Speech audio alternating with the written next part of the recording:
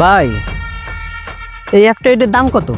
ভাই একটা এটার দাম 10 টাকা। ও আচ্ছা ভাই, 10 টাকা, ঠিক আছে।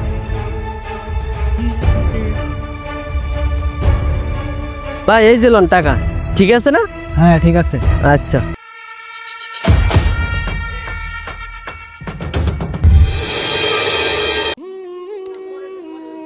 আসসালামু আলাইকুম হুজুর।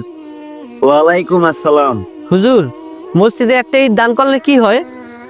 ভাই, নবী করিম সাল্লাল্লাহু আলাইহি সাল্লাম বলেছে, যে ব্যক্তি মসজিদে একটা ঈদ দান করবে তাকে আল্লাহ তাআলা জান্নাতে বাড়ি করে দিবে। সুবহানাল্লাহ। তাইলে হুজুর, আপনি এই মসজিদে আমার নামে এই ইটটা দান করে দেন। সুবহানাল্লাহ।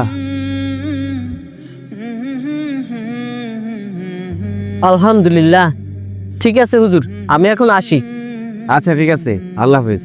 আল্লাহ হাফেজ। আসুন আমরা সকলেই আল্লাহর ঘরের জন্য দান করি, যেটা আমাদের পরকালে কাজে আসবে। ভিডিওটি ভালো লাগলে অবশ্যই শেয়ার করে দিবেন। ধন্যবাদ সবাইকে।